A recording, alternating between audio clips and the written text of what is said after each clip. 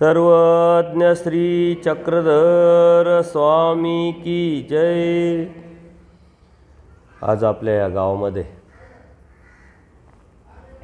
भावडी तालुका हवेली जिल्हा पुणे यातील दुसरा दिवस आहे सत्संगाचा आणि दुसऱ्या दिवसाचे प्रथम सत्र आहे।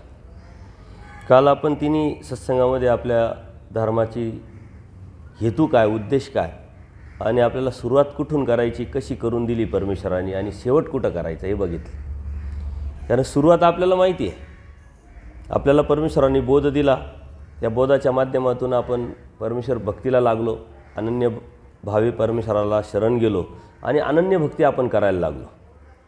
त्याचे प्रमाण आपल्याला कळाले, कोणीतरी आपल्याला समजावलं, कोणीतरी सांगितलं, परंतु जीवाला स्वतःहून ज्ञान कधी संभवत नाही। परमेश्वराने स्पष्ट आपल्याला सांगितलेलं आहे। मग ते स्वतःहून ज्ञान संभवत नाही तर मग परमेश्वर वेळोवेळी प्रत्येक सृष्टीमध्ये, प्रत्येक युगामध्ये स्वतः अवतार घेतात। हे आपल्या धर्माचं वैशिष्ट्य आहे। आपल्या धर्माचं म्हणजे हिंदू धर्माचं। असा कोणत्याही धर्मामध्ये परमेश्वर स्वतः अवतार घेतात असं सांगितलं जात नाही। कोणी म्हणतं आम्ही परमेश्वराचे पुत्र आहोत, कोणी म्हणतं परमेश्वराचे प्रेषित आहोत, कोणी म्हणतं तीर्थकार आहोत। परंतु हिंदू धर्म हा एकच असा धर्म आहे, त्याचं तत्त्वज्ञान काय सांगतं की परमेश्वर जीवासाठी, जीवाच्या हितासाठी, जीवाच्या भल्यासाठी स्वतः अवतार घेतात। जीव होऊन येतात, जीवाचे देह धर्म, जीव धर्म स्वीकारतात, वाडोवेळी फिरतात आणि अधिकारी जीवाला निमित्त करून स्वतःची ओळख देतात। परमेश्वर जाणीचे आहे की नाही। परमेश्वराकडूनच परमेश्वर ओळखला जातो, कोणाकडूनही ओळखला जात नाही। आणि मग आपल्याला कसा काय परमेश्वर ओळखता आला, आपल्याला कसं काय समजलं, आपण काही जास्त बुद्धिवादी आहोत का, असं नाही आहे। बोध आणि बोधशक्ती परमेश्वराकडून आहे आणि कळत न कळत आपण जे अहेतुक भजन आपल्याकडून घडलं आणि ते परमेश्वराने स्वीकारून आपण त्याला पात्र झालो आणि मग परमेश्वराने आपल्याला बोध देऊन जीव, देवता, प्रपंच आणि परमेश्वर यातला नेमका फरक आपल्याला दाखवला आणि म्हणून आपण परमेश्वराची भक्ती करायला लागलो। आता परमेश्वराची भक्ती करणं म्हणजे प्रवेश घेणं। शाळेत प्रवेश घेतल्यानंतर जसा अभ्यास करावा लागतो तसं धर्मात आल्यानंतरसुद्धा अभ्यास करावा लागतो। तो अभ्यास कोणता? तो आचाराचा, त्यागाचा, तत्त्वसिद्धांताचा।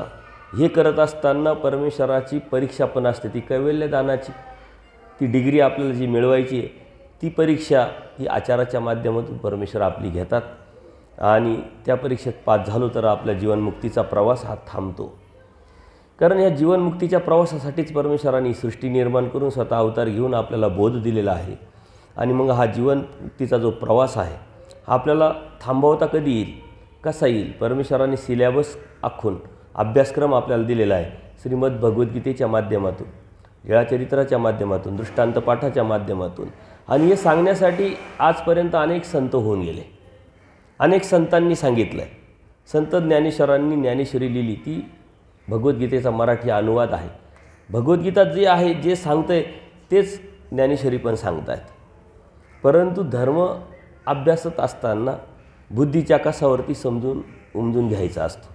म्हणून मी बराच वेळा सांगत असतो की धर्म हा बुद्धिवाद्यांचा आहे, तो कोणा ऐऱ्यागैऱ्याचा नाही। सर्वसामान्य माणूस काय विचार करतो की हे आपल्याच्याने होणं शक्य नाही, परंतु थोडासा बौद्धिक माणूस काय विचार करतो की धर्म हे आव्हान आहे, त्याच्याही पुढचा बौद्धिक अभ्यास करतो, चिंतन करतो, तर काय म्हणतो धर्म एक संधी का, तर त्यातून आपल्या जीवाचं भलं होणार आहे, आपल्या जीवाचं हित होणार आहे। आणि धर्म असा आहे की ते LICमध्ये एक ब्रीद आहे बघा, जिंदगी पे साथ भी जिंदगी के बाद भी। आपल्या जीवनामध्ये आता सुंदर जीवन जगण्यासाठी धर्म उपयोगी ठरतो। आपल्याला जो धर्मातला सेन्स आहे, तत्त्वज्ञान आहे, लाईफस्टाईल आहे, सर्व धर्म शिकवतो। परंतु आज आपण काय करतो त्यावरती आपल्या आयुष्यामध्ये, आपल्या मृत्यूनंतरसुद्धा आपल्याला शिदोरी म्हणून ती धार्मिकता आपल्याबरोबर येते आणि त्यातूनच चाल तयार होऊन परमेश्वरापर्यंत आपण पोचतो। जे पेरलं तर उगवतं, जे पेरलं तेच उगवतं। काही पेरलं आणि काही उगवत नाही। चिंचेच्या झाडातून चिंचाच येतात, आंब्याच्या झाडातून आंबेच येतात। आपण त्यातून दुसरं फळ काढू शकत नाही, निसर्गाचा नियम आहे। जसं आपण काय करतो, कोणत्या पद्धतीनं धार्मिकता करतो त्यावरती परमेश्वर भक्ती ही अवलंबून असते आणि प्राप्ती होत असते। आज आपल्या या सत्संगाला पुन्हा इथून राजूरकर साहेब हे आलेले आहेत, त्यांचं सर्वांनी टाळ्या वाजवून स्वागत करू आपण। ते अन्य आहे, आपण ज्यांना अन्य समजतो, कारण कालच हा विषय झाला। परमेश्वराने सांगितलं कर्मजाडापेक्षा भक्ती चढचाल, कर्म वासनेपेक्षा ब्रह्म वासनेचा उत्तम. असे कितीतरी लोक आहे का संस्कारातून धार्मिकता करतात. तसेच हे पण धार्मिकता करतात आणि धार्मिकता करत असताना बुद्धिवादी असल्यामुळे, वेल एज्युकेटेड असल्यामुळं त्यांनी अनेक ठिकाणी धर्म काय आहे शोधण्याचा प्रयत्न केला, अनेक ठिकाणी जाऊन धार्मिकता करण्याचा प्रयत्न केला, परंतु मूळ हेतू आहे तो लक्षात न आल्यामुळं त्यांची धार्मिकता बदलत राहिली. आणि यूट्यूबवरती त्यांनी काही सत्संग माझे ऐकले, त्यातून मला कॉन्टॅक्ट केला, मग त्यांना मी काही सत्संग पाठवले, त्यांनी मला काही त्यांचं जी धार्मिकता ते करतात ते पाठवलं आणि त्यातून मी त्यांना माझ्या पद्धतीनं समजावण्याचा प्रयत्न केला. आता जरी समजावण्याचा प्रयत्न केला तरी लगेच त्यांना बोध होईल का? MSCBवरून लाईट असेल तर बटन दाबण्याला अर्थ आहे, लाईटच नसेल MSCBवरून तर बटन दाबण्याला काय अर्थ? तशी परमेश्वर कृपा जर त्यांची अनुषंगाने असेल आणि पूर्वकर्मात कळत नकळत त्यांच्याकडून केलेल्या क्रियेचा परमेश्वराने स्वीकार केलेला असेल तर त्या योग्यतेचे, त्या पात्रतेचे ते झाले आहे आणि त्यावेळेस त्यांना बोध होईल आणि बोध होईल तेव्हा हे कळेल. हे सहजासहजी कोणाला भेटत नाही. आज समाजामध्ये धर्माच्या नावाखाली, धार्मिकतेच्या नावाखाली अनेक संस्था कार्यरत आहे, अनेक संस्था आहे का ज्याला कोणत्याही प्रकारचं ऐतिहासिक प्रमाण किंवा परंपरेचं प्रमाण नाही, शास्त्र काय सांगतं त्याचं प्रमाण नाही. परंतु जीव हा मुळातच बुद्धिवादी असल्यामुळे काही संस्था आहे का ज्या त्यांनी एक सिस्टम बसवलेली आहे, मॉडिफाय केलं, तुमचं थोडं तुमचं थोडं तुमचं थोडं आणि यातून एक वेगळाच एक संस्था तयार करून धार्मिकतेचं वलय तयार करून आज समाजामध्ये धार्मिकतेचं काम करतात. ते चुकीचं आहे असं म्हणत नाही आपण, परंतु संस्कार फक्त लागतो त्यांना. त्या धर्माच्या संस्कारामुळं तो नॉनव्हेज खात नाही, चुकीची संगत करत नाही, चुकीचं कार्य करत नाही, चुकीची गोष्ट करत नाही, हे संस्कार मात्र लागतात. पण आपला मूळ धर्म जर आपण बघितला, समजून घेतला तर आपला धर्म हाच आहे जो हिंदू धर्म. हिंदू धर्माचा मूळ तत्त्व काय आहे? पुनर्जन्म.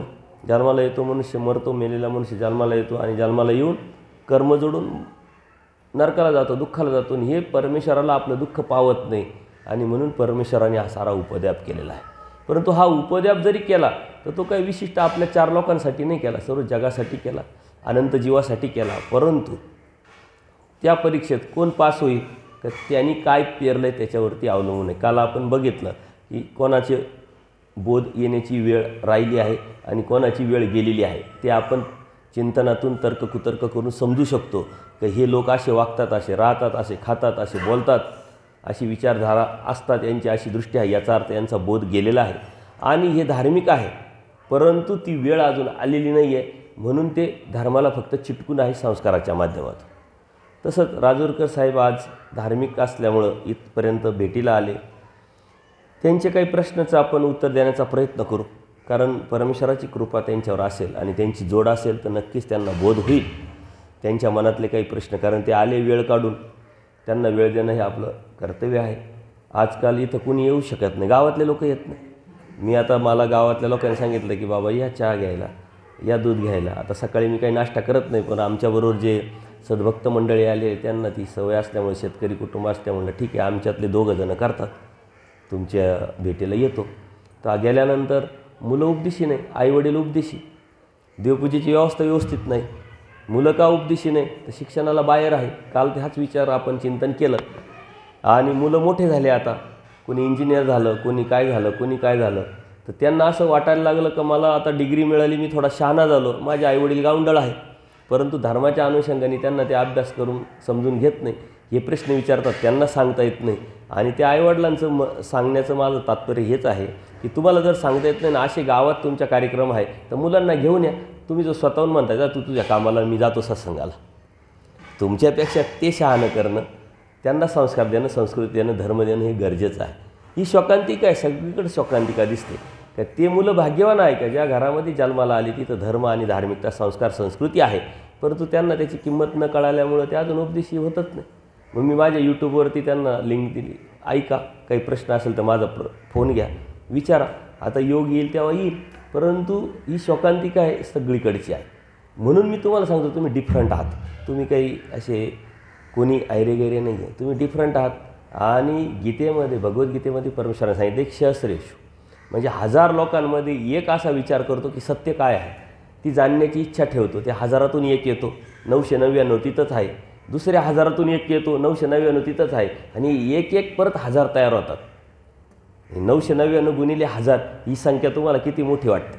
तर हे एक एक आलेले 1000 तयार होतात आणि या हजारातही परत असा एखादाच विचार करतो की देव काय, त्या प्राप्तीशिवाय पर्याय नाही. ही परमेश्वराने दिलेली आपल्याला संधी आहे आणि तोच परमेश्वराला प्राप्तीच्या अनुषंगाने पाऊल उचलतो.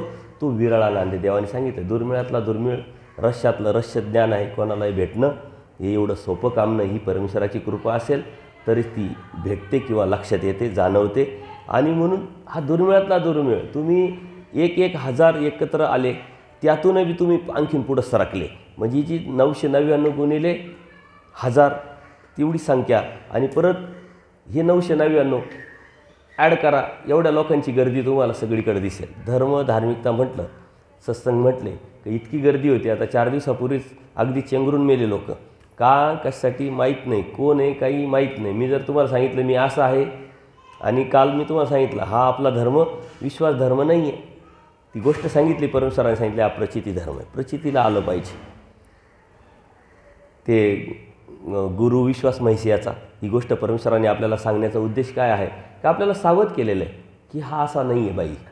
धर्म हा प्रचितीचा आहे, बोधाचा आहे, तत्त्वज्ञानाचा आहे, परत आपल्या बुद्धिमत्तेचा आहे. त्या कशावरती आपण समजून घ्यायचा असतो. आपण एखाद्या सोनाराकडून सोनं जर आणलं आणि त्याच सोनाराच्या दुकानात परत मोडायला गेलो ना, तरी तो विश्वास ठेवतो का आपल्यावर? ते सुद्धा तो चेक करतो का, तर फसल्या जाऊ नये म्हणून.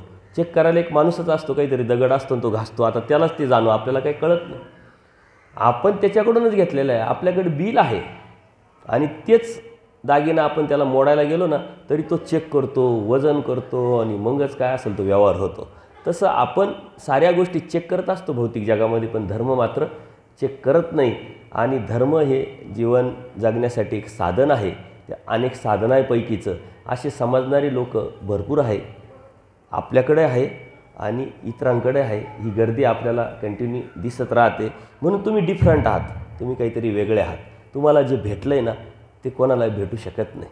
आणि ते भेटण्यासाठी पूर्वकर्मात तुम्ही वेळ दिलेला आहे, क्रिया केलेली आहे, ती आर्तता ठेवलेली आहे, ते दुःख केलेलं आहे, ती प्रार्थना केलेली आहे आणि म्हणून अहेतुक तुमच्याकडून परमेश्वराने करून घेतलेलं आहे, म्हणून त्याचे पात्रता तुम्ही झाले आहात.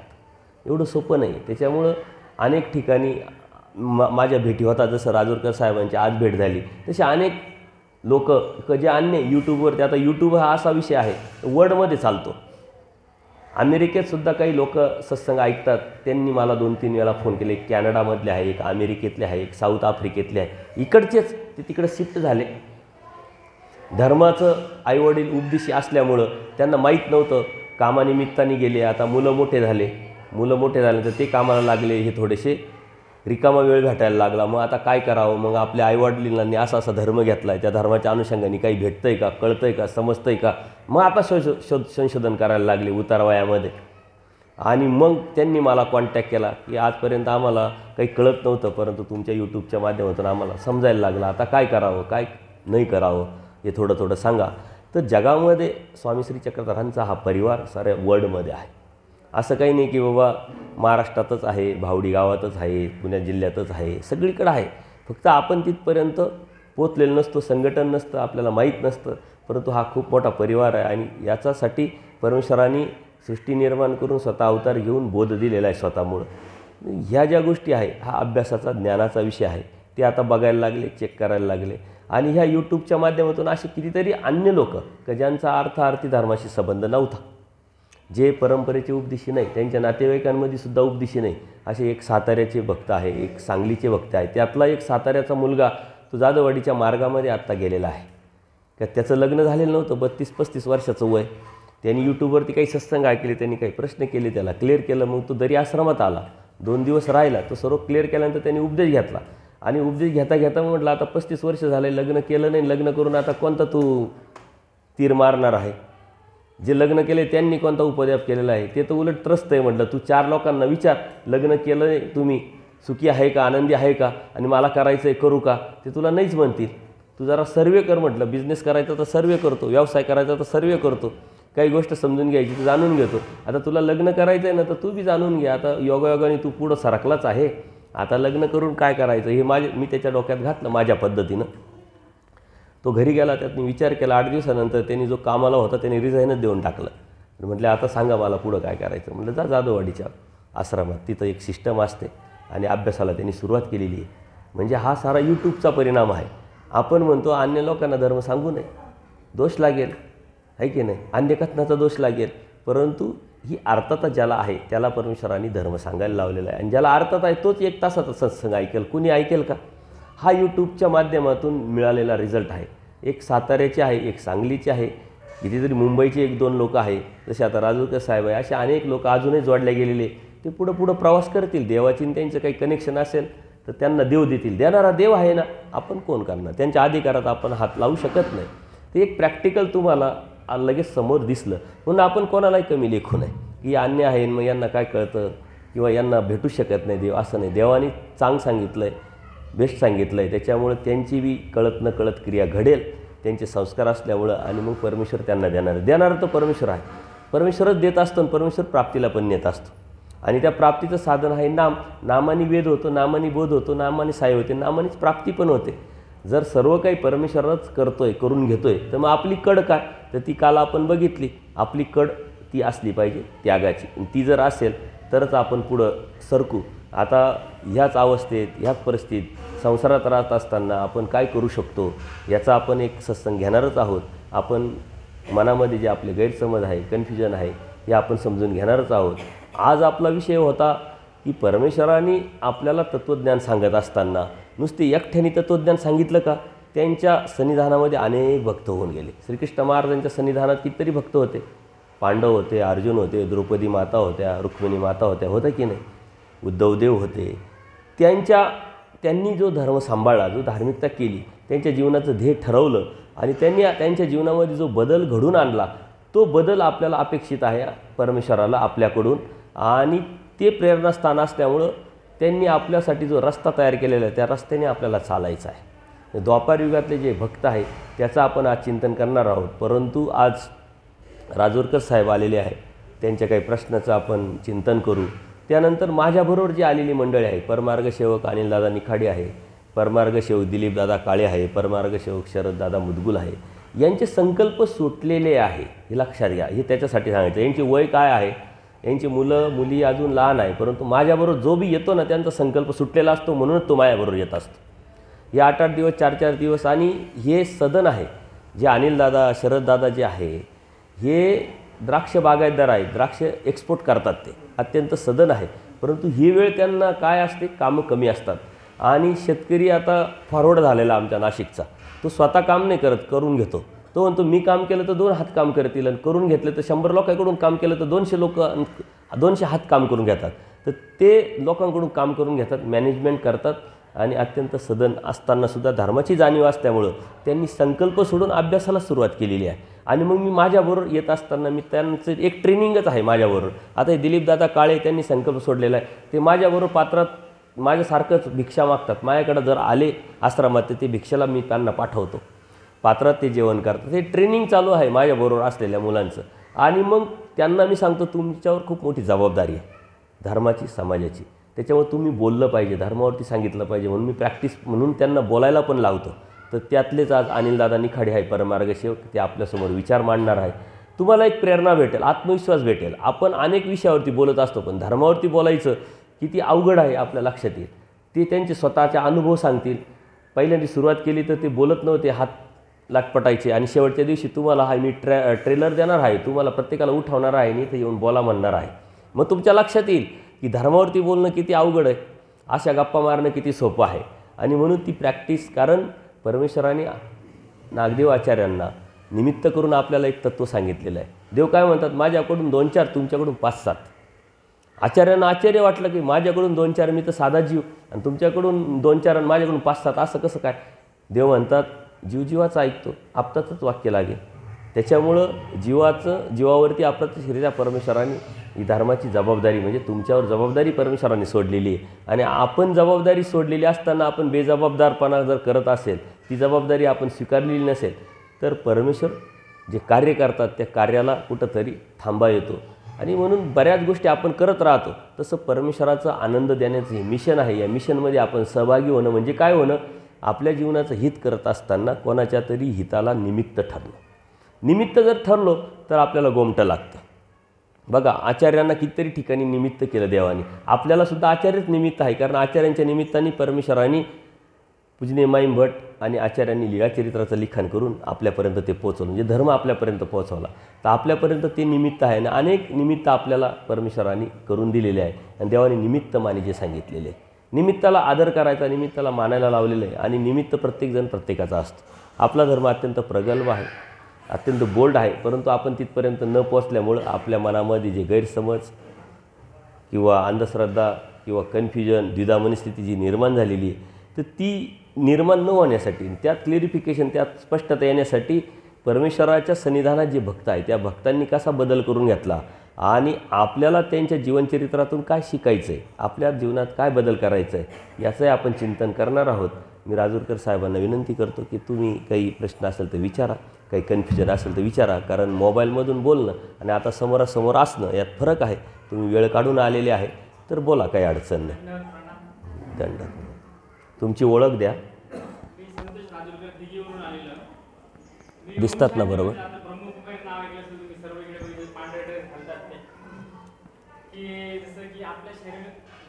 साकार लोक दिसते, म्हणजे आपलं शरीर दिसते म्हणून मी संतोष आहे, पण आपल्याला चालवणारी शक्ती जी आहे आत्मा आहे, तर त्याचा जो पिता आहे सर्वांचा शिवच आहे असं तिथं शिकवतात.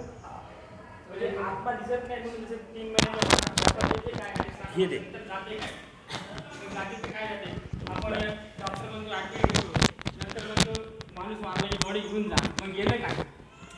जी आत्मा आहे ती आत्मा येते कुठं? अच्छा,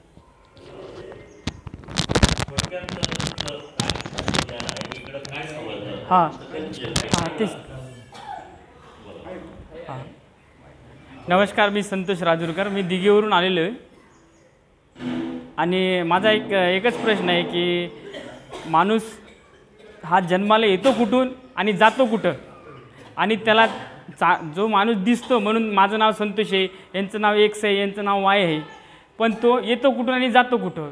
मग तो येतो तर जसे येतो तर तिथं त्याचा पिता पण तसा झाला पाहिजे, माझं एवढंच म्हणणं आहे.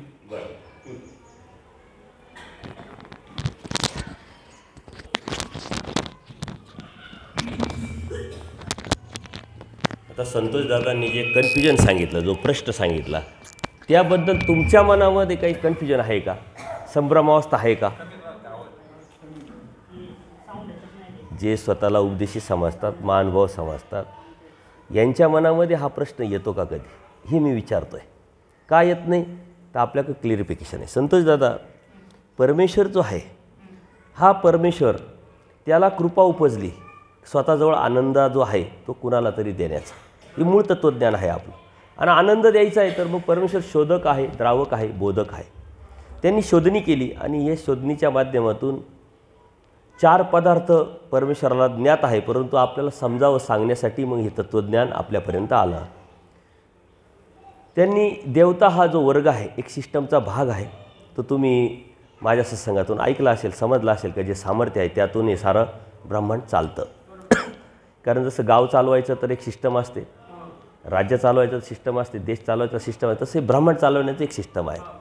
आणि त्या सिस्टमचा एक भाग ज्या देवता आपण म्हणतो ते 81 कोटी 1.25 आहे, त्यांच्या माध्यमातून हे सारं ब्रह्मांड चालतं. आता तुमचा नेमका प्रश्न काय आहे का, हा जीव पहिले होता कुठं आणि आणला कोणी आणि कशाला आणला, या प्रश्नांचे उत्तर आपल्याला पाहिजे. परमेश्वरांनी शोधणी केली, आनंद द्यायचा आहे, कृपा उपजलेली आहे आणि तो आनंद देण्यासाठी परमेश्वराने शोधणी केल्यानंतर देवतेकडे बघितलं. देवता ह्या नित्यबद्ध आहे, कायमच्या बंधनात आहे, कारण त्यांना ते काम केलं. जसं एखाद्या कंपनीचा कामगार असतो, तो कामगार आहे, त्याला त्या चौकटीत राहून काम करावं लागतं, त्या चौकटीच्या बाहेर जाऊन त्याला निर्णय घेता येत नाही, त्याला अधिकारच नसतो. तसं देवतेला अधिकार जो आहे तो त्या देवतेच्या अनुषंगाने मर्यादित आहे. हा देवता एक निर्वच आहे, देवता एक नॉलेज आहे, हे खूप मोठं नॉलेज आहे. आता हे सांगायचं म्हटल्यानंतर तो विषयच वेगळा आहे, पण तरी मी थोडक्यात तुम्हाला सांगतो का देवता 81 कोटी 1.25 देवता आहे आणि त्या देवतांमध्ये 9 प्रकार आहे. करभूमीच्या देवता, अष्टदेवनी देवता, अंतराळीच्या देवता, स्वर्गीच्या देवता, कैलास वैकुंठीच्या देवता, परत अष्टभैरव देवता, विश्वरूप देवता आणि चैतन्य देवता, चैतन्याच्या पलीकडं परमेश्वर, असे 9 प्रकार आहेत. त्या प्रत्येक प्रकाराच्या देवतेची संख्या पण आहे आणि स्वरूप मर्यादा पण आहे. जसं हवेली तालुका, या हवेली तालुक्याची एक हद्द ठरली, त्याच्या बाहेर त्या तालुक्यात जात नाही. जसं एखाद्या गाडीचा काही ॲक्सिडेंट झाला ना, आपल्याला पोलीस स्टेशनची हद्द ठरली, आपण दुसऱ्या पोलीस स्टेशन ते म्हणतात ते हे गाव आमच्या हद्दीत येत नाही, आता तुम्ही त्या पोलीस स्टेशन जा, कारण त्या हद्दीत ते येतं. तर त्या हद्दीमध्ये तिथे काम करायचं असतं. तर त्या देवतेला त्या हद्दीमध्ये काम करावं लागतं. करहुणीच्या देवतेची 500 योजन ही स्वरूप मर्यादा आहे. म्हणजे 500 योजन म्हणजे काय, की एक योजन म्हणजे 12 किलोमीटर, 500 म्हणजे 500 गुणिले 12 म्हणजे 6000 किलोमीटरचा हा एक व्यास आहे. आणि हा व्यास म्हणजे करभूमी, आणि या करभूमीला वरती जो अंमल चालतो तो करभूमीच्या देवतेचा चालतो. त्या 13 कोटी देवता आहे. त्याच्यात निम्म्या देवता ज्या आहे ह्या स्त्री देवता आहे, ह्या पुरुष देवता आहे. एवढं पूर्ण स्पष्टता आहे शास्त्रामध्ये, पूर्ण क्लिअरिफिकेशन. अशाच जी स्वरूप मर्यादा आहे प्रत्येक देवतेची 10% वाढत असते. आता त्याच्या पुढची देवता आहे अष्टदेवीनी देवता, ती 10% म्हणजे 5000 स्वरूप मर्यादा आहे तिची योजन, मग 50,000, मग 5 लाख अशी स्वरूप मर्यादा वाढत जाते. ती फक्त विश्वदेवतेपर्यंतच जाते. पण विश्वदेवतेच्या पलीकडे एक चैतन्य देवता आहे. त्या चैतन्य देवतेला स्वरूप मर्यादा नाही, कारण अनंत ब्रह्मांडाला ती व्यापून आहे. जसे अनंत जीव आहे तसेच अनंत देवता आहे, तसे अनंत परमेश्वर अवतार पण आहे, अनंत ब्रह्मांड पण आहे. आणि अनंत ब्रह्मांडाला व्यापलेली एकच देवता आहे आणि प्रत्येक ब्रह्मांडात वेगवेगळी देवता आहे, त्या कार्यरत आहे. त्याच्यामुळं तो जो परमेश्वराचा आनंद ते घेण्यास ते अधिकारी नाही, योग्य नाही. त्याच्यामुळं त्यांचा विशेष नाही. प्रपंच हा जड आहे. प्रपंचाला कोणत्या प्रकारचे, आता हा प्रपंचाचा भाग आहे, याला चालू केलं तर ही कार्य करत. गाडी आहे, प्रपंचाचा भाग आहे, चालवलं तर चालेल, आहे की नाही. तर हा प्रपंच जड सांगितलेला आहे. त्याच्यामुळं आनंदाला तो पात्र नाही. राहिला जीव, जीवामध्ये अनादि अविद्यायुक्त आहे जीव, अनादि अविद्यायुक्त असलेला हा जीव. त्याच्यामध्ये अनेक दोष आहे, अनंत दोष आहे. जीव हाच एक दोषाचा पुतळा आहे. आणि तरीही परमेश्वराने त्या जीवाची का निवड केली, तर हा निरानंद जीवाला परमेश्वराला आनंद देण्याची निवड करण्याचं कारण त्याच्यामध्ये गुण पण आहे. जीव सर्वाधिकारी आहे आणि म्हणून जीवाची परमेश्वराने निवड केली का आपला आनंद याला द्यायचा. का द्यायचा, तर हा दुःखात पडलेला आहे. दुःखात कुठं पडलेला आहे, मायेचा जो तम विभाग आहे. जसं आता ही मंदिर आहे, मंदिराचा हा एक गाभा आहे, एक भाग आहे, तसं मायेचं स्वरूप अनंत ब्रह्मांडला व्यापून असल्यामुळे ते स्वरूप किती मोठं असेल. आता त्याचा आवाका आपल्याला सांगताच येत नाही. एवढं मोठ्या स्वरूपामध्ये एक तम विभाग आहे, म्हणजे एक भाग आहे. त्या तम विभागात अनंत जीव, तर एका जीवाची 100 ब्रह्मांड व्याप असलेला एका जीवाची स्वरूप मर्यादा आहे. आणि असे 100 ब्रह्मांडयुक्त स्वरूप मर्यादेचे असे अनंत जीव त्या मायेच्या तमात निर्दिष्ट अवस्थेत पडलेले होते. निद्रिस्त अवस्था, जसं माणूस झोपला आहे परंतु मेला आहे का, तो झोपला याचा अर्थ कळत नाही त्याला, पण मेल्यासारखा आहे पण तो मेलेला नसतो, चेतन तो त्याच्यामध्ये असतं. अशा निद्रिस्त अवस्था सारे जीव या मायेच्या तमात पडलेले होते. आणि अनादि अविद्या ही अडसर असल्यामुळे परमेश्वराला त्याला आनंद देता येत नव्हता. ती अनादि अविद्येचा जोपर्यंत छेद करता येत नाही, त्यातून त्याला वेगळं करता येत नाही, तोपर्यंत परमेश्वर आनंद देऊ शकत नाही आणि हा जीव पण आनंद घेऊ शकत नाही. ही अडसर असल्यामुळे मग परमेश्वराने सृष्टीची निर्मिती केली. सृष्टीची निर्मिती करण्यासाठी मायादेवता जी आहे, परमेश्वराच्या प्रवृत्तीनं ती मायादेवता काम करते. म्हणजे ही मायादेवता परमेश्वराची एक प्रिय देवता आहे. स्वरूप मर्यादा परमेश्वराची जी आहे ती त्याच्या पलीकडची आहे, त्याच्या खालोखाल मायादेवता आहे. परमेश्वराची ही प्रिय देवता मुख्य देवता असल्यामुळे परमेश्वराची प्रवृत्ती तिला लगेच जाणवते आणि त्या जाणवण्यातून ती माया कार्य करत असते. म्हणून सृष्टीची निर्मिती केली. सृष्टीची निर्मिती करून परमेश्वराने ह्या मायेकरवी या अनंत जीवाला बाहेर काढलं आणि मग त्या मायेने आपल्या सामर्थ्याच्या माध्यमातून ह्या ब्रह्मांडात इतके जीव, त्या ब्रह्मांडात इतके जीव, त्या ब्रह्मांडात इतके जीव असे जीव घातले, त्यांना चेतनत्व दिलं.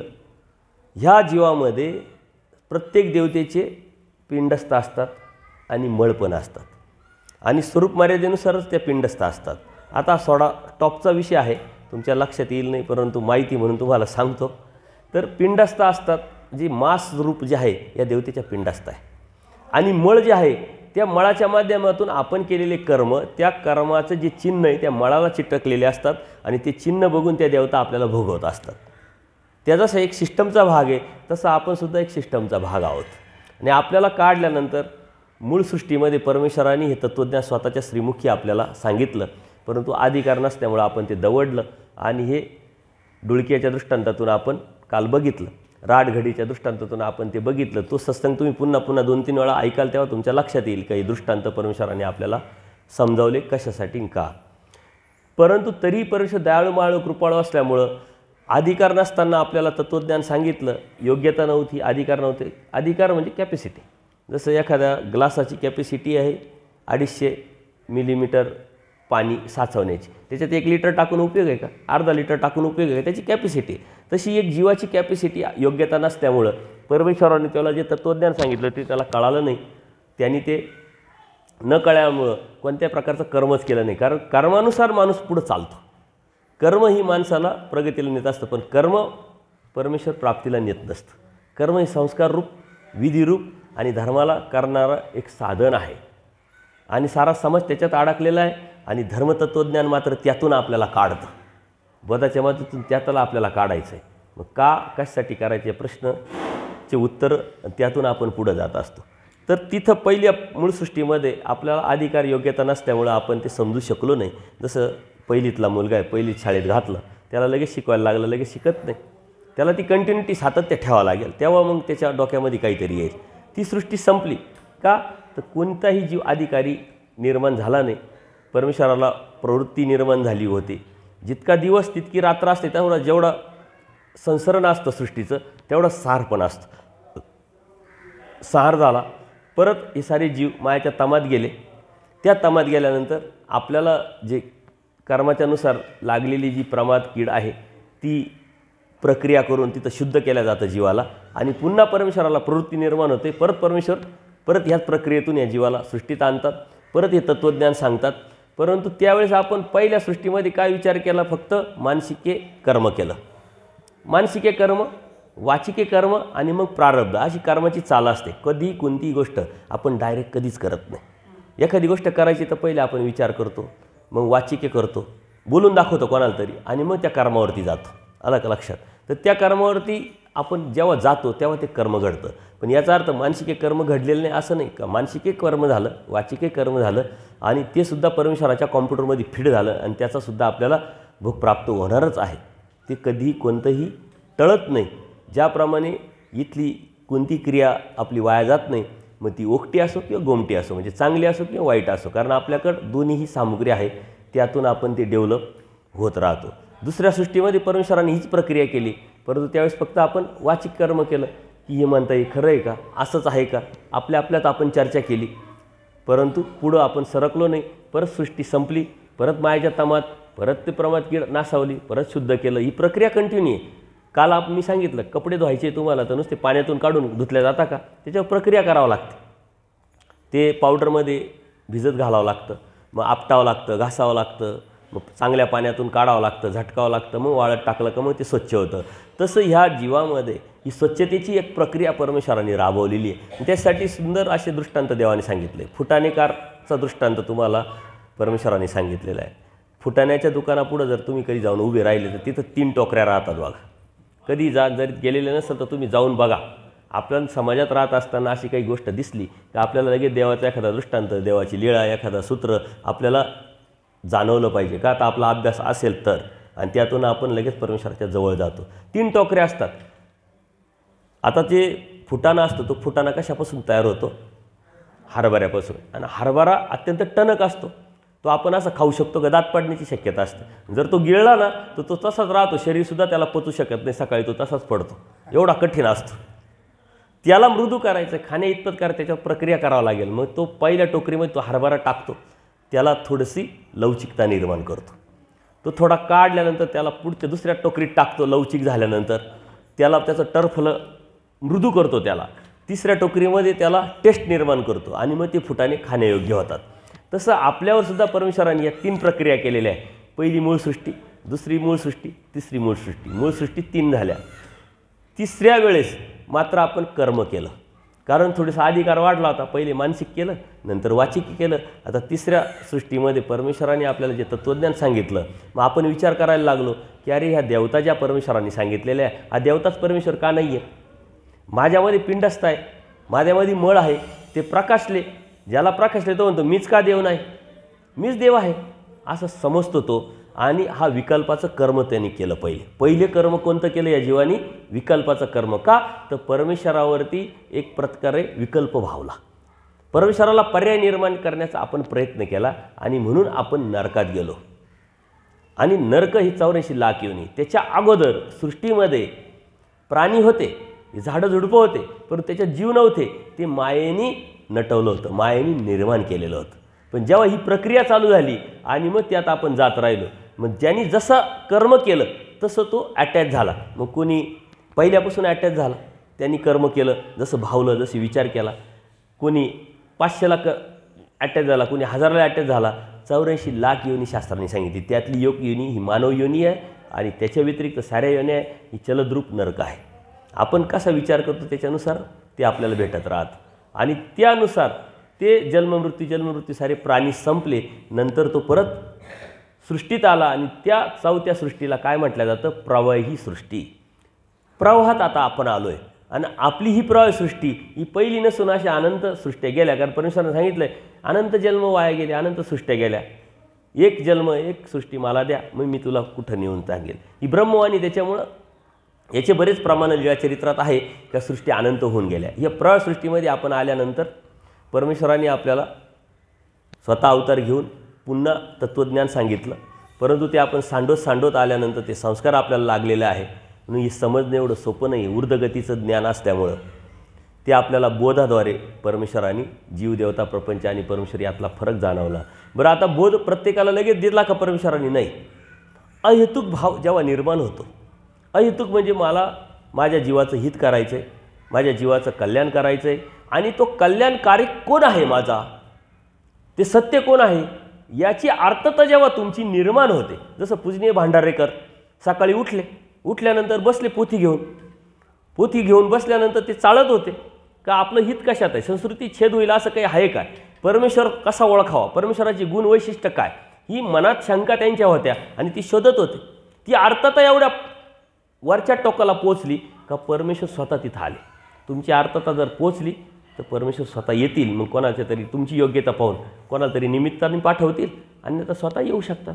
कारण स्वतः आलेले हा इतिहास आहे. द्वापरयुगात श्रीकृष्ण महाराज आले, कलियुगात स्वामी श्री चक्रधर आले. याचा अर्थ परमेश्वर येतात, पण तुमची अर्थता तुमची अवस्था तशा लेवलची असली पाहिजे. आता परमेश्वर येतात कारण परमेश्वराने सांगितलं आहे माझे अनंत अवतार झाले, अनंत अवतार आहे, अनंत अवतार होतील. देव कच्छ होते, मच्छ्य होता, नरामध्ये अवतारतात, तिरेच्यामध्ये अवतारतात. देव वेडा होतो, पिसा होतो, परंतु चालता बोलता देव तो दुर्लभ परमेश्वर आपल्याला भेटलेला आहे. परमेश्वराने एक ब्रह्मवाणी या वचनाच्या माध्यमातून, तत्त्वज्ञानाच्या माध्यमातून आपल्याला प्रमाण दिलेले आहे की अनंत परमेश्वर अवतार आहे आणि उद्या पण होणार आहे. पण एखाद्या जीवाची आर्तता पाहून त्या एकट्या जीवासाठी सुद्धा परमेश्वर अवतार घेऊन त्याला घेऊन जातील. आपल्याला कळत नाही, आपल्या शेजारून जातील, आपल्या बाजूनी जातील, आपल्या नातेवाईकातून जातील, आपल्या मैत्रीमधून जातील. धर्म असा आपल्या आजूबाजूनी जात असतो, आपल्याला माहीत नसतं. त्याच्यासाठी आपल्याला लागतं संस्कार आणि त्यातून आर्तता, ती प्रार्थना, चतुर्विध दुःख जर आपलं असेल तर मग त्या परमेश्वराच्या प्राप्तीला आपण जात असतो. तर परमेश्वराने ह्या प्रवाहसृष्टीत आणल्यानंतर परत पुन्हा आपल्याला बोध दिला आणि हा बोध प्रत्येकाला दिला. एका सृष्टीमध्ये परमेश्वर प्रत्येक जीवाला बोध देतात, परंतु एकदाच देतात. कालच आमचं यावरती चिंतन झालं. बोध देण्याची प्रक्रिया फक्त आणि फक्त परमेश्वराच्या अधिकारातला विषय असल्यामुळं मी सांगतोय आणि तुम्हाला पटेल याची काही गॅरंटी नाही. मी बोलतोय याचा अर्थ तुम्हाला बोध होईल, समजेल याची काही गॅरंटी नाही. मी एक माध्यम आहे, या शब्दाद्वारे असलेलं एक माध्यम आहे आणि या शब्दाद्वारे जी परावाणी, परमेश्वराची जी वाणी, त्यातून मग दुसऱ्याला बोध देण्याचं कार्य परमेश्वर करत असतात. आणि म्हणून बोधाला दातृत्व निर्माण करण्याचं अधिकारातला विषय परमेश्वरात असल्यामुळे परमेश्वर ही ज्ञानपाळी प्रत्येक जीवाला पोचवतात, परंतु एका सृष्टीमध्ये एकदाच. आणि तो बोध दिल्यानंतर या चारी पदार्थाचं आपल्याला कार्यकारण स्वरूप लक्षण समजतं. ते कार्यकारण स्वरूप लक्षण समजल्यानंतर परमेश्वराने जो सिलेबस दिलेला आहे आचाराच्या माध्यमातून, त्यागाच्या माध्यमातून, तो फॉलो केला तर आपल्या जीवनमुक्तीचा जो प्रवास आहे सुखकर होतो आणि परमेश्वर प्राप्तीला जातो. आता ही प्राप्ती एवढी सोपी नाही आहे, परंतु खूप काही अवघड पण नाही आहे. त्याला परमेश्वराने अत्यंत छोटे छोटे अपेक्षा आपल्याकडून केलेल्या आहे. पहिली अपेक्षा आहे अनन्य भावे शरण जाणे. कोणाला जायचं अनन्य भावे? तर परमेश्वरा. तो परमेश्वर ओळखायचा. तो ओळख तर परमेश्वराकडूनच भेटत असते, पण तुमची अर्थता तुम्हाला निर्माण करावं लागेल की सत्य काय, आणि मग त्याला प्रमाणं लागतील. नुसतं आम्ही म्हणतोय म्हणून तुम्ही मान्य करायचं का नाही, त्याला प्रमाणं लागतील. मग भगवद्गीतेचं प्रमाण आहे, लीळाचरित्राचं प्रमाण, दृष्टांत पाठाचं आहे, द्या तुम्ही कुराणातलं द्या, बायबलमधलं द्या, आणखी जैनांच्या साहित्यामधून द्या, बौद्धांच्या साहित्यामधून द्या. निरुश्वरवाद आहे, द्वैतवाद आहे, अद्वैतवाद आहे, सर्व आहे साहित्य. या साहित्यातून आपल्याला प्रमाण शोधावं लागतील, आणि त्या प्रमाणात ते बसतं का तेव्हा ते स्वीकारावं लागेल आणि मग त्याच्यावरती चालावं लागेल. म्हणून प्रमाणं आपल्याकडं भरपूर आहे, कन्फ्युजन भरपूर निर्माण होण्यासारखे साहित्य आहे, परंतु परमेश्वराने आपल्याला सुपर हायवे दिलेला आहे, स्ट्रेट फॉरवर्ड तत्त्वज्ञान सांगितलेलं आहे. भगवद्गीता आपला मूळ ग्रंथ आहे, जगमान्य ग्रंथ आहे, आणि ते आपल्याला प्रमाण आहे. त्याच्या व्यतिरिक्त जे प्रमाण आहे ते आपल्या जीवानी जीवमतीनी बुद्धीच्या लेवलवरती निर्माण केलेले तोडून मोडून ही सिस्टम आहे. आपल्याकडं सारं तत्त्वज्ञान आहे, परंतु तत्त्वज्ञान असून सिस्टम नाही म्हणून अडचणी आहे. दुसऱ्याकडे तत्त्वज्ञान नाही पण सिस्टम आहे, त्यांनी ती संस्था डेव्हलप केली ना. एखादी शाळा आहे बघा, ती शाळा तो डेव्हलप करतो, तो जो शाळा चालक असतो ना तो 10वी पास असतो किंवा ग्रॅज्युएट असतो. कितीतरी पॉलिटिकल लोक आहे, त्यांच्या शिक्षण संस्था आहे, ते शिक्षण काही करत नाही, परंतु त्यांची शाळा कोणत्या, कॉलेज कोणते, इंजिनिअरिंग, मेडिकल कॉलेज, आणि त्याचं शिक्षण असतं 10वी. असे कितीतरी लोक आहे, पुढारी नेते मंडळी, की त्यांचं शिक्षण कमी असतं, पण शिक्षण संस्था त्यांनी सिस्टम तयार केली, सिस्टम निर्माण केली, आणि त्यातून पैशाचा एक ओघ निर्माण होऊन एक बिझनेस तयार केला. तशा मार्केटमध्ये अनेक संस्था आहे, त्याला कोणत्या प्रकारचं पूर्व प्रमाण नाही, ती एक सिस्टमचा भाग आहे.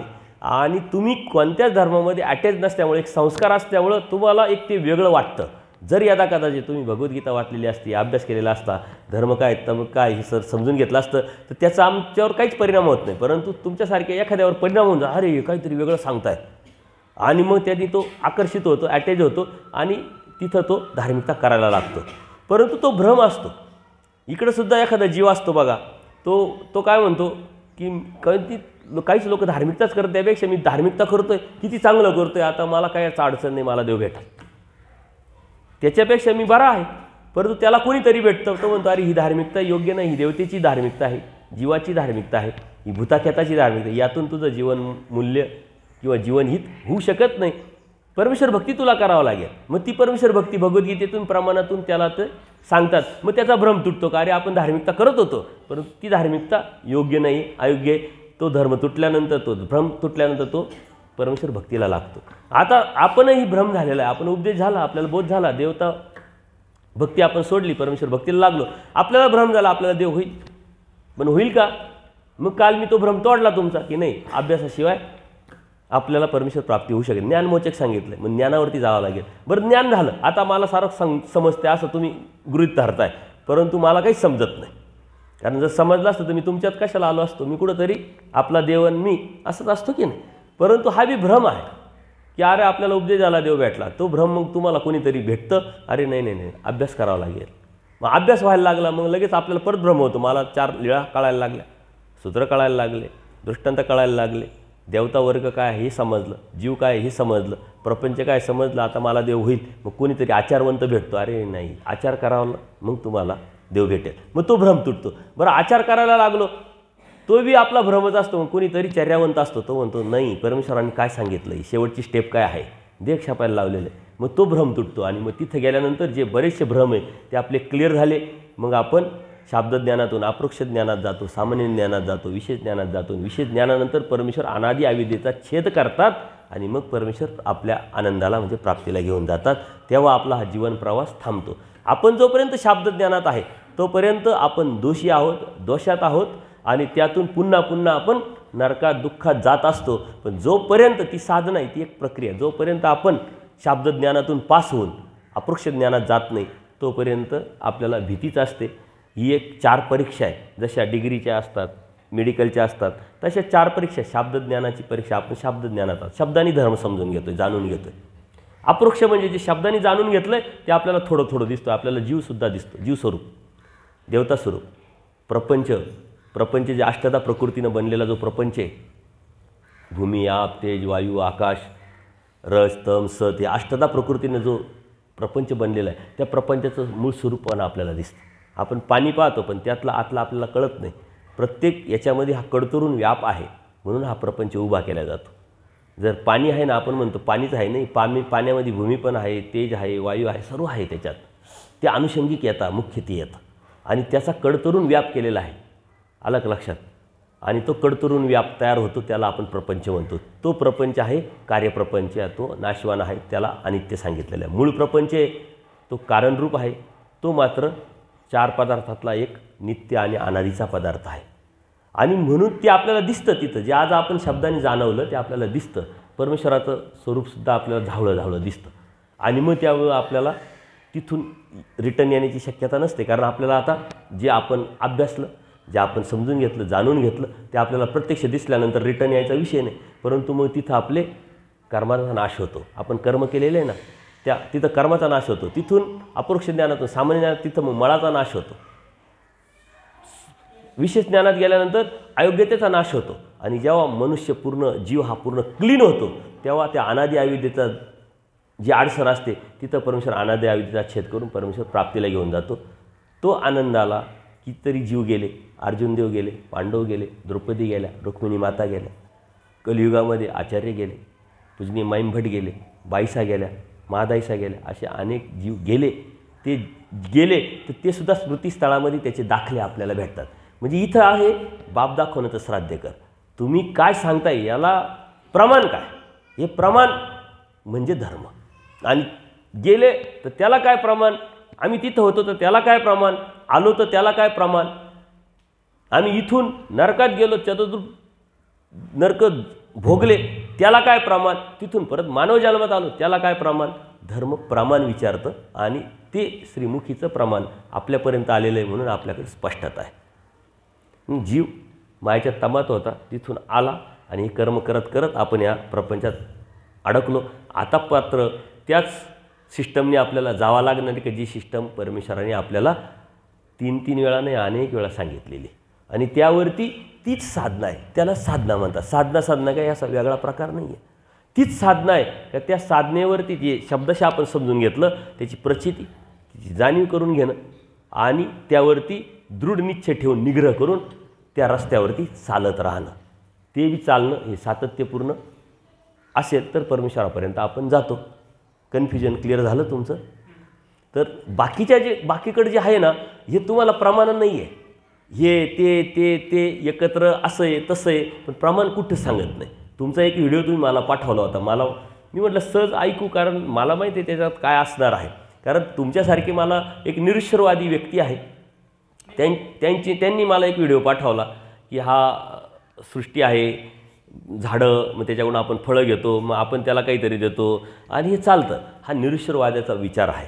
आला लक्षात? पण हा प्रपंच निर्माण झाला कोणी, केला कोणी, त्याला आधार लागेल ना.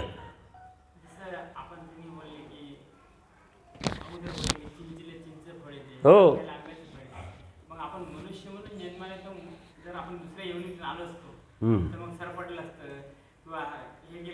संस्कार आहे ना. मानव जन्मात येऊन सुद्धा माणसं जनावरांसारखे राहत नाही का? ते संस्कार म्हणजे ती एक योनी दिलेली आहे. शरीर वेगळं वेगळं बदलतंय फक्त. आलं का लक्षात? तुम्ही आज इथं आहात तर इथं सत्संगाच्या गोष्टी कराल, नोकरीवर जाल तर तिथं करायला चालेल का? तिथं नोकरी करावं लागेल. तुम्ही एक आहात, परंतु तुमची भूमिका बदलली. आलं का लक्षात? तुमचं ठिकाण बदललं, तुमचं काम करण्याची पद्धत बदलली, तुमची विचार करण्याची पद्धत बदलली. जीव एकच आहे, परत मायेच्या तमातून निघाल्यापासून अत्यंत महत्त्वाचा विषय तुम्ही लक्षात घ्या. मायेच्या तमात जेव्हा हा जीव निघाला त्यावेळेस हा जीव पंगू होता, आंधळा होता. त्याला चालता येत नाही, उठता येत नाही, बसता येत नाही, काहीच नाही. डायरेक्शन पाहिजे त्याला. आणि त्या डायरेक्शनसाठी परमेश्वराच्या प्रवृत्तीनं मायेनी स्वतःचा अंश या जीवाला चिटकवलेला आहे. त्याला काय म्हणतात माहिती तुम्हाला? कोण सांगेल? संलग्न म्हणतात. त्याला संलग्न म्हणतात. आणि तो संलग्न हा मायेचा अंश आहे. आणि अन्य लोक त्या संलग्नाला, त्या मायेच्या अंशाला परमेश्वराचा अंश समजतात. हे अन्यथा ज्ञान आहे. आपल्या शास्त्रामध्ये स्पष्ट क्लिअरिफिकेशन आहे की मायेने तो संलग्न जोडलेला आहे. आणि नंतर साऱ्या देवतेनी मळ तर जोडलेले आहे, पिंडस्थ तर आहेच आपल्याकडं. तर पहिला संलग्न जोडला. आता तो संलग्न जेव्हा मायेच्या तमातून पहिल्यांदा मी निघालो ना, तो संलग्न आहे. मी अनेक कर्मफळात गेलो, 3 मूळ सृष्टीत गेलो, प्रवाह सृष्टीत आलो, अनेक कर्मफळात गेलो. ह्या जीवाचं जे कर्मफळ आहे ज्याच्यात जातो त्याचं तो आकार घेतो. जसं पाणी आहे, ग्लासात टाकलं पाण्याचा आकार ग्लासासारखा होतो, तांब्यात टाकलं तांब्याचा आकार त्या पाण्याचा होतो. तसं ज्या कर्मफळात जातो आपण, मुंगीत गेलो तोच जीव असतो आणि हत्तीत गेलो तोच जीव असतो. ते कर्मफळात तो व्यापून असतो. मी प्रत्येक ठिकाणी गेलो, संलग्न मात्र तो एकच आहे, तो आजही आहे. जोपर्यंत अनादि अवेदीचा छेद होत नाही तोपर्यंत संलग्नाची सुद्धा सुटका होत नाही आणि म्हणून तो आपल्याला चेष्टकतो करत राहतो. परंतु दैवराटी जेव्हा परमेश्वराची क्रिया करत असताना, दैवराटीची भक्ती करत असताना तो संलग्न पाठीमागं आहे आता, परंतु कर्मराटीची क्रिया करत असताना तो संलग्न पुढं राहतो.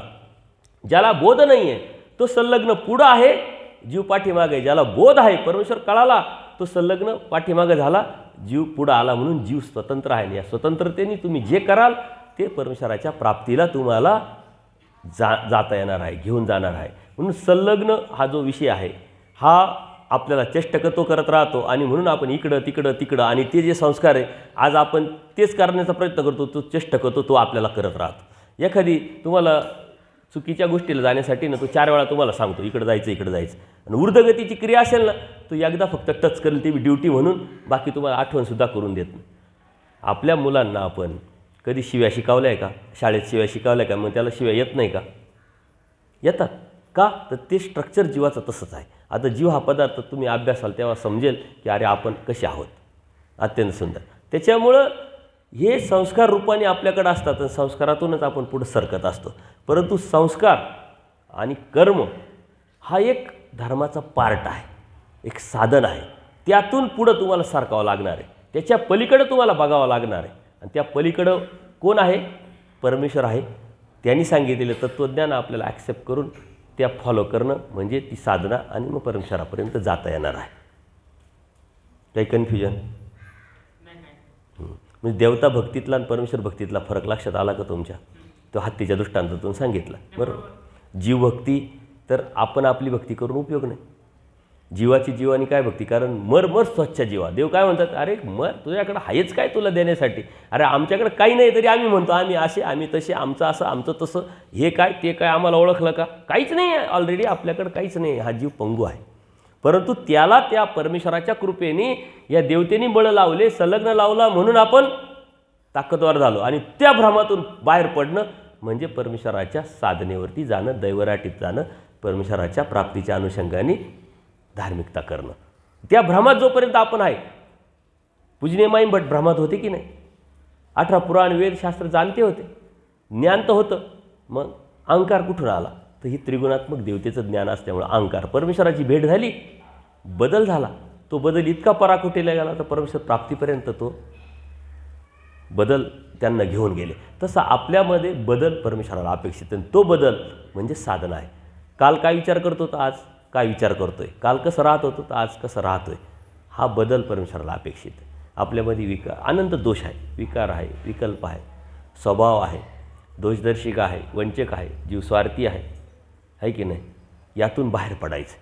मला काय अपेक्षा आहे? तुम्ही मला मोठेपणा द्यावा, परंतु तुम्हाला बी तीच अपेक्षा आहे. कारण जीव तर इथून तिथून सारखा, जीव जातीत्वानी एकच आहे, पण कर्मफळानुसार तो वेगवेगळा झालेला आहे. जातीत्वानी एक, जीव स्वार्थी जर देवाने सांगितलं मग मी स्वार्थीने असं म्हटलं तर पटेल का? कारण मी पण जीवच आहे. जर मी जीव आहे तर मी त्यात बसतो. आता त्यातून मी किती टक्केवारीतून प्रोग्रेस व्हायचं, ती साधना.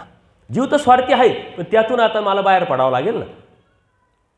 जीव दोष जर शिकाय दुसऱ्याचे दोष पाहतो, त्यातून मला बाहेर पडावं लागेल. देवाने सांगितलं जिथं जा तिथं गुण घ्या. गुण घ्यायचे तर मला पहिले गुणी व्हावं लागेल, मग तुमच्यातले गुण मला दिसतील. मीच गुणी नाही आहे तर मला तुमच्यातले गुण दिसतील का? तर ही खूप मोठी प्रक्रिया, अभ्यासाचा खूप मोठा भाग आहे. कारण आपले जे सत्संग आहे, तुम्हाला फक्त मला उठवायचं आहे. तुम्ही झोपलेले जागे करायचे, जे जागे त्यांना उभं करायचं, जे उभे त्यांना चालायला लावायचे, जे चालताय त्यांना थोडं पळायला लावायचं आणि पळालता पळता कुठं थांबायचं हे मला थांबवायचं आहे, सांगायचं आहे. बाकी निर्णय तर तुमचा आहे. परंतु राजूरकर साहेबांच्या निमित्ताने आपल्याला ह्या विषयाचं चिंतन करता आलं. आणि ह्या विषयाला मी पहिल्या दिवशी खूप चिंतन नाही केलं, खूप खोलात नाही गेलो. का तर तुम्ही सत्संग ऐकतात यूट्यूबवरती, या गोष्टी बऱ्यापैकी तुम्हाला माहीत असाव्यात. आणि जर त्याच्यात जर केलं तर तोच सत्संग 4 दिवस चालू शकतो, कारण एवढी मोठी ती प्रक्रिया. म्हणून मी तुम्हाला मूळ तत्त्वज्ञान आपण कधीच विसरायचं नाही. मूळ तत्त्वज्ञान आपण सतत अटॅच राहायचं, मूळ तत्त्वज्ञान आपल्या सतत डोक्यात ठेवायचं. अन्यथा ते डोक्यातून जर गेलं तर धर्मावरून जाऊ, परमेश्वराच्या भक्तीपासून जाऊ. म्हणून परमेश्वर भक्ती करणं हे आपल्या जीवनाचा मूळ उद्देश. आपल्याला जन्माला त्याच्यासाठी परमेश्वराने घातलं आहे. आपल्याला संसार करायचा.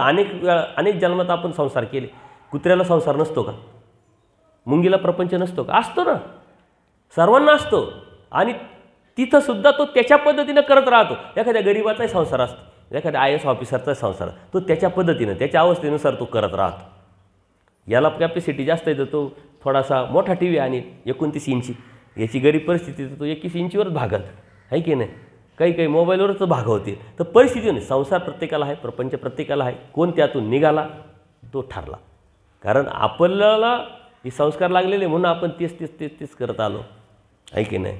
आता इथंसुद्धा व्यक्ती तेवढ्या प्रवृत्ती तुम्हाला दिसतील, व्यक्ती तेवढ्या विचारधारा तेवढ्या दिसतील. आता ज्याची कॅपॅसिटी जे आहे ते तिथं अटॅच झालेले आहे. 10वीतला मुलगा आहे, पास झाला, कितीतरी मुलं पास झाले. आता प्रत्येक जणांनी इंजिनिअरिंग केलं का? त्याला ती इंजिनिअरिंग झेपावलं, त्यांनी इंजिनिअरिंग केलं. ज्याला मेडिकलला जायचं तो मेडिकलला गेला, ज्याला अजून काही दुसरी डिग्री घ्यायची तो तिकडे गेला, कोणी आर्किटेक्ट झालं. त्याच्या कॅपॅसिटीनुसार त्यांनी तिथे ॲडमिशन घेतलं, ज्याच्यात ॲडमिशन घेतलं तीच त्याला डिग्री भेटली आणि तेच त्याला करिअर करणार आहे. तसं परमेश्वरने आपल्याला जन्माला घातलं आहे.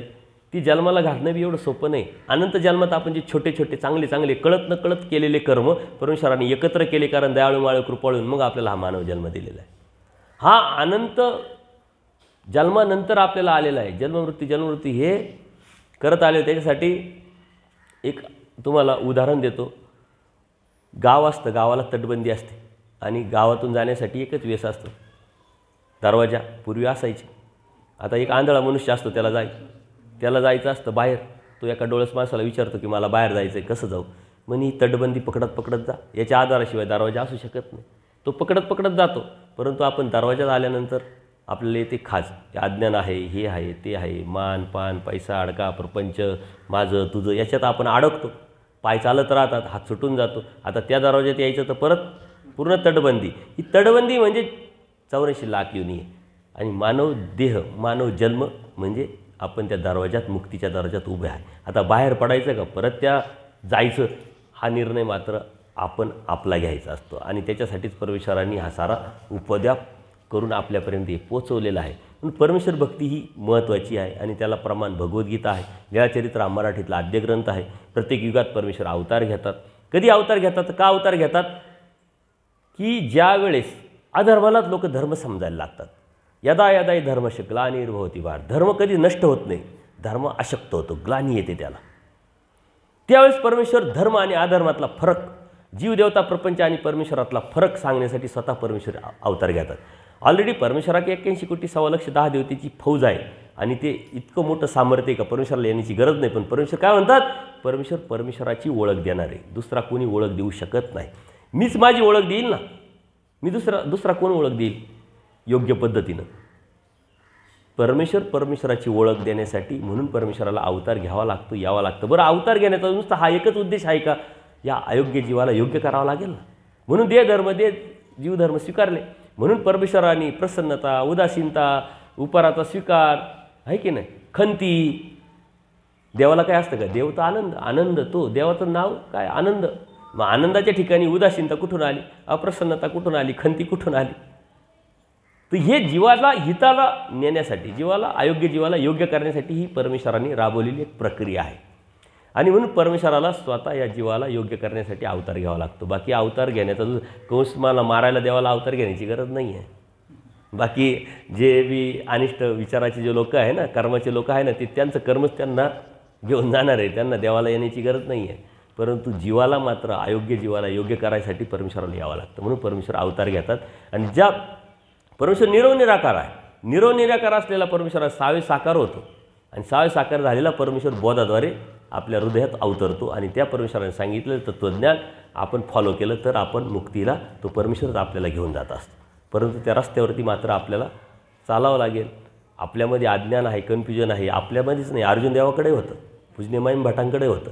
परंतु त्यांचं योग भाग्य चांगलं म्हणून परमेश्वराने स्वतः श्रीमुखी त्यांचं कन्फ्युजन क्लिअर केलं आहे. आजही परमेश्वराचं अखंडित कार्य कंटिन्यू चालू आहे, कोणाच्या तरी माध्यमातून, निमित्तातून. आणि तिथपर्यंत पोचणं आपला प्रयत्न, आपली योग्यता, आपली तळमळ, आपली आर्तता, आपली प्रार्थना महत्त्वाची. बाकी दुसरं काही महत्त्वाचं नाही. अजून काही कन्फ्युजन असेल तर विचार. जो जीव आहे तो कोणत्या पण येऊन येतो. हो, जसं आता मी नावाने माणूस आहे म्हणून जीव आहे, आणि माझे जे लेकरं आहे तशीच आहे, तिचे डोकर आहे, तिच्यासारखी जीव आहे. तर मग जीव जो आहे, जीवची शक्ती आहे, चैतन्य शक्ती, मग त्याचा पिता पण चैतन्य शक्तीच असायला पाहिजे. त्याचा पिता जो आहे परमेश्वर हे चेतन आहे ना. परमेश्वराच्या प्रवृत्तीनंच परमेश्वराने ते निर्माण केले ना. परमेश्वराला आनंद द्यायचा आहे, त्या मायेकरी परमेश्वराने आणि त्या मायेने त्याला चेतवलेलं आहे. त्याला चेतनत्व त्या मायेने दिलेलं आहे. अलग लक्षात. आणि ते चेतनत्व मायेने दिल्यामुळं त्या मायेला 5 नावं आहे. माया म्हणजे 5 विकार नाही, माया ही एक देवता आहे, एक सामर्थ्य आहे. हा ते पूर्ण 10 विकार मिळून माया म्हणते. हे सारं अन्यथा ज्ञान आहे. जीवातले दोष, तुम्ही जे विकार म्हणतात ना, हे जीवाचे दोष आहे. विकारा वेगळा काही झालाच नाही. चांगलं खायला वाटणं, चुकीचं बोलणं, वाईट बोलणं ही विकार आहे. आणि विकार ही इंद्रियाच्या माध्यमातून निर्माण होत असतात. हा जीवातला सर्वात मोठा दोष आहे. विकार म्हणजे अनसारखे होणे, बदलणे. थोडक्यात शास्त्राने काय सांगितलं, विकार म्हणजे अनसारखे होणे. जीव विकारा वेगळा झालाच नाही. आणि विकार हा जो आहे ही इंद्रियांचा धर्म आहे. इंद्रियाच्या माध्यमातून विकार उपभोगत असतात. हा जीवातला दोष आहे. बाकी विकार एकत्र आले तर माया तयार झाली, हा फक्त त्यांनी एक लॉजिक केलं की विकार एकत्र आले आणि आपण भ्रमवलो. भ्रम म्हणजे माया, माया म्हणजे जी भ्रमवते, जी माया म्हणजे आपण काय करतो, जे आत्मत्व निर्माण होतं त्या अनुषंगाने त्यांनी एक ते लॉजिक लावून ते एक सिस्टम लावण्याचा प्रयत्न केला. पण शास्त्रामध्ये माया हा एक सामर्थ्य आहे आणि ते सामर्थ्य देवतेचं आहे. ती आपल्याला चेतवती म्हणजे मळ देते आणि त्याच वेळेस आपल्याला चेतनत्व निर्माण होतो. ती मूळ जे आहे आपलं मळ, ती मूळ जो मळ आहे ती चिटकवते, संलग्न पण चिटकवते. म्हणून आपल्या शरीरामध्ये, जीवाच्या शरीरामध्ये 81 कोटी 9 पिंडस्थ आहे देवतेच्या. 81 कोटी देवता आहे, 81 कोटी 10 देवता आहे, 81 कोटी 9 देवतेच्या पिंडस्थ आहे आणि 81 कोटी 10 देवतेचे मळ आहे आपल्याकडं, आपल्या शरीरामध्ये. जसं चैतन्य शक्ती आपण म्हणलं की आपल्या जीवाची शक्ती जी आहे, चैतन्य शक्ती पिता पण सारखा आहे, बरोबर. तो शिव आहे म्हणते, शिव निरंकार. बाकी ते काहीच नाही म्हणत. बाकी तर मग जे कर्म आहे ते अव्यक्त स्वरूपाला त्यांनी ते एक नामना दिली. जसं आता तुम्ही जन्माला आले, आईवडिलांनी तुमचं नाव ठेवलं XYZ. का? ते समाज व्यवस्थेत बिघड होऊ नये. नाव जर नसेल तर मग कसं चालेल? ओळख. तर ती ओळख म्हणून त्याला ती नामना दिली. शिव म्हणजे अव्यक्त स्वरूप. ऐका ना, अशा अनुषंगाने त्यांनी ते लॉजिक केलेलं आहे. आणि परमेश्वरांनी भगवद्गीतेमध्ये सांगितलेलं आहे, स्वतःचं तत्त्वज्ञान सांगता सांगता समाजात काय चालतं काय चाललं हे पण स्टेटमेंट दिलेले आहे. ते म्हणतात असे काही लोक आहे की जे माझ्या अव्यक्त स्वरूपाला मान्य करून माझी भक्ती करतात, परंतु ती भक्ती एवढी सोपी नाही, ते माझ्यापर्यंत येऊ शकत नाही. का? तर तुम्हाला येण्यासाठी मार्ग दाखवणारा कोणीतरी पाहिजे. तो मार्ग दाखवणारा तो परमेश्वर अव्यक्तातून व्यक्त होतो आणि तो व्यक्त निराकार परमेश्वर साकार होतो. जर तो व्यक्तच नाही झाला तर मग सांगणार कोण? सांगितलं नाही तर आपण त्या रस्त्यावर जाणार कसं? बोध कसा होणार? त्याची योग्यता, अयोग्य जीव आहे ना, त्याला योग्यता कसा निर्माण होणार? पूजनीय माईम भटांनी हेच कन्फ्युजन होतं. मग परमेश्वर म्हणतात कवना कवनी कोणत्याही सृष्टीमध्ये कोणत्याही कशानेही कोणत्याही यांनी या जीवाची मुक्तीच होऊ शकत. कवने करणे म्हणजे कशानेच मुक्ती होणार नाही. आणि मग कशानेच होणार नाही? एक आहे परमेश्वर. एका परमेश्वराशिवाय मुक्ती होत नाही.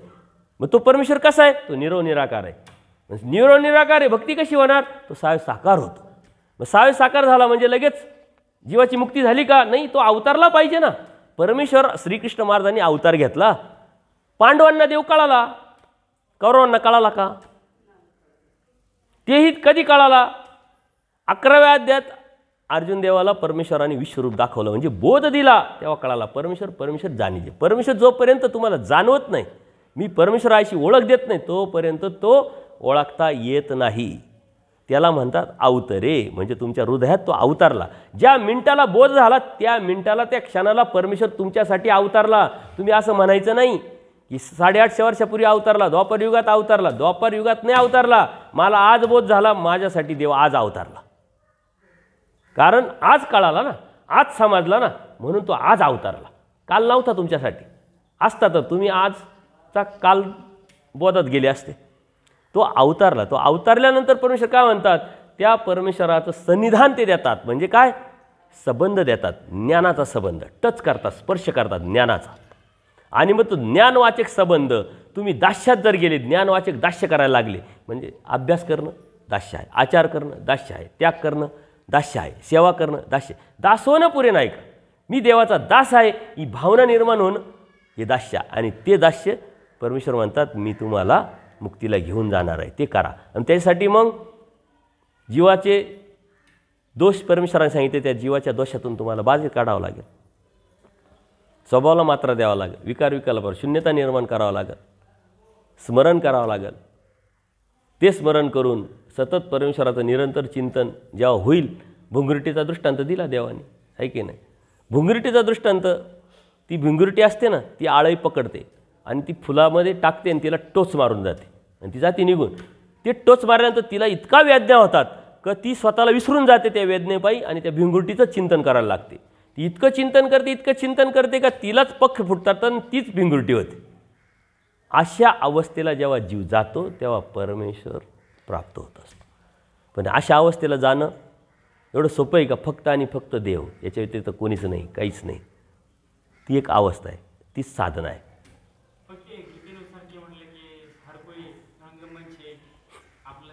बघा, भगवद्गीता हा असा धर्मग्रंथ आहे का तुम्ही ज्या नजरेने पाल, श्रीकृष्ण महाराजांना ज्यांनी जसं पाहिलं ना त्याला परमेश्वर तसा जाणवला, त्याला जसा जाणवला. हा परमेश्वर आहे, हा कवेलदाता आहे, हा मोठा मल्लयुद्ध करणारा आहे, हा रणनीतिकार आहे, हा सर्वात मोठा राजा आहे. ज्यांनी जसं पाहिलं त्या अवस्थेत जो होता तसं त्याला ते दिसलं. पण कैवल्यदान परमेश्वराने दिल्याशिवाय कळत नसतं.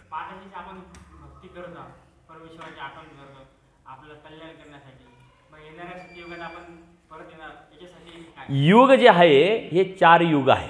4 युगाची एक चौकडी तयार झाली. कृतयुग, त्रेतायुग, द्वापारयुग, कलियुग हे 4 युग आहे. 32, 16, 8 आणि 4 हे युगाच्या वयोमर्यादा आहे. त्याच्यामध्ये जीवाची सुद्धा वयोमर्यादा असते. कृतयुगात 1,00,000 वर्ष, त्रेतायुगात 10,000 वर्ष, द्वापारयुगात 1,000 वर्षाचं आयुष्य आहे आणि कलियुगात 100 वर्षाचं आयुष्य आहे. 10-10% कमी होतं, 90-90% आणि ही जी स्वरूप मर्यादा 50-50% कमी होत असते. या 4 युगाची चौकडी, ती चौकडीचं 60 लाख वर्षाचं अशा अनंत चौकड्या मिळून एक सृष्टी तयार होते. सृष्टी तयार होते आणि या युगाच्या नंतर परत युग येत राहतात. अलग लक्षात, आज काय कर्म केलं त्याच्यानुसार तिथं तुम्ही कोणत्या योनीत जाणं म्हणजे कोणत्या कर्मफळात जाणारे ठरल्या जातं. मग मानव कर्मातही जाऊ शकतात, तुम्ही कुत्र्यातही जाऊ शकतात, मांजरातही जाऊ शकतात, डुकरातही जाऊ शकतात. ते कर्मफळं त्यावेळेस चालू राहतात. तर आता कलियुग 4 लाख वर्षाचं आहे. ते 4 लाख वर्ष जेव्हा संपेल तेव्हा कर्मभूमीमध्ये संहार होईल. महासार नाही, महासार पूर्ण सृष्टीचा असतो. फक्त संहाराचे 3 प्रकार आहे. त्यातला एक जो संहार आहे तो कर्मभूमीतच होतो. 12 वर्ष पाणी, 12 वर्ष मग कोरडं पण, 12 वर्ष हवा चालेल, त्यातून सहाय्य पण होतं इतर भोगभूमीतून. आणि मग परत दुसरी जे युग आहे ते कृतयुग चालू होईल, त्रेतायुग चालू होईल, द्वापारयुग, परत ती सिस्टम त्या पद्धतीनं चालू राहील. सिस्टममध्ये बदल नसतो, देवतेच्या कामात बदल नसतो. अलग लक्षात, परमेश्वराच्या अवतार कार्यात बदल नसतो. उद्देश तोच असतो, ध्येय तेच असतं. जीव मात्र बदलत असतो. मायाच्या तमातून निघाल्यापासून आजपर्यंत आपल्यामध्ये आमूलाग्र बदल झाला आणि हा बदल परमेश्वराला अपेक्षित आहे. पण तो बदल ऊर्ध्वगतीचा असायला हवा, परमेश्वराच्या प्राप्तीच्या अनुषंगाने असायला हवा. तो बदलापर्यंत आपल्याला जायचं आहे. ही जे ती तुम्ही सांगता ना हे सारं लॉजिक आहे, एक तयार केलं आहे, त्याला प्रमाण नाही काही. प्रमाण शास्त्राचं, ते शास्त्र कोणतं आहे? श्रीमद्भगवद्गीता आहे. चला काय हरकत नाही, संत ज्ञानेश्वरांनी ज्ञानेश्वरी लिहिली त्याचं प्रमाण द्या. दासबोध दिला आहे रामदास स्वामींनी, त्याचं प्रमाण द्या. कुराण द्या, बायबल द्या. ते सायंटिफिकली बसलं पण पाहिजे. नुसतंच प्रमाण द्यायचं पण तो सिद्धांत जर बसत नसेल तर त्या प्रमाणाला अर्थ नाही आहे. सिद्धांत मोडला नाही पाहिजे. प्रमाण देत असताना एक तर श्रीमुखीचं असलं पाहिजे. आता 18 पुराण, वेद, शास्त्र हे जे आहे हे सारे ऋषीमुनींनी लिहून ठेवलेले. मला थोडी अक्कल आली, मी पुस्तकं लिहिले, परंतु ती ब्रह्मवाणी होऊ शकते का? नाही. पण भगवद्गीता स्वामी श्रीकृष्ण महाराजांनी सांगितली. या चरित्रामध्ये स्वामी श्री चक्रधरांनी श्रीमुखीचं तत्त्वज्ञान सांगितलं. ते प्रमाण मानायचं का ऋषीमुनींनी लिहिलेलं ते प्रमाण मानायचं? प्रमाण आपल्याला श्रीमुखीचं आहे. ते भगवद्गीता आहे, या चरित्र आहे, सूत्रपाठ आहे, दृष्टांतपाठ आहे, स्मृतिस्थळ आहे. स्मृतिस्थळसुद्धा आपल्याला प्रमाण आहे का? तर आचार्यांनी त्याच्यावरती प्रकाश टाकलेला आहे आणि आचार्यांना वर दिलेला होता. हा आता काय येथेच बोलेल, दुसरं काहीच बोलणार नाही. म्हणजे अप्रतिश्रित्या आचार्यांचे प्रमाण आपल्याला श्रीमुखीचेच आहे. म्हणजे प्रमाण पाहिजे, प्रत्येक गोष्टीला प्रमाण. नुसतं बाप दाखवणं तर श्राद्ध कर. इथं तुम्ही सांगितलं ना आम्ही ऐकलं असं नाही. आता मी जे सांगतोय हे माझ्या खिशातलं बघितलं नाही, याला प्रमाण आहे. ही जी मंडळी बसली ना हे विचारतात की बाबा इथं शास्त्रप्रमाण. या अशा खूप संस्था आहे, अशा खूप संस्था आहे. माझे बऱ्याच ठिकाणी अशा चर्चा होत राहतात. पण जेव्हा प्रमाण विचारतो कशाचंही प्रमाण नाही. आणि त्या सिस्टममध्ये बसल्यानंतर मनुष्याला वाटतं चला मोटिवेशन होतं आहे. आणि मग तिथं तो ॲटच जातो. त्याची योग्यता त्याची पात्रता तशीच असते. आता तुमची योग्यता त्याच्या पलीकडची, म्हणून थोडासा तरी तुम्ही पुढं सरकले. नाही तर वर्षानुवर्ष लोक तिथंच राहतात. कान कशासाठी काही कळत नाही, काही समजत नाही. आपण या युगात भेटलो तो याच्या युगात भेटत आणि भेटतच राहणार. हो, पहिल्यांदा नाही आलो इथं. हा ऋणानुबद्ध संबंध आहे. पूर्वी होतोय, हे अच्युत जो आहे आपलं न संपणारं नाथ आहे. जसं तुम्ही बोलले की आता त्यांच्या घरी गेले 2 मुलं आहेत, मुलं ऐकतच नाही. हे नाही कारण ते पिंडातलेच नाही. ते कसे काय तर ती गोष्ट आहे, ही पुन्हा पुन्हा होत राहते. प्रक्रियेत परमेश्वर येत राहतात. संयोग योग साई हे माया करून देत असते. तुम्हाला इथपर्यंत आणण्याचं, मला जोडण्याचं हे कार्य तुमचं आणि आमचं नाही आहे, ते तिकडून झालेलं आहे. तुमच्या योग्यतेनुसार झाले, तुमच्या अवस्थेनुसार झालेलं आहे. कन्फ्युजन क्लिअर झालं बऱ्यापैकी. सर्वज्ञ श्री चक्रधर स्वामी की दंडवत हो.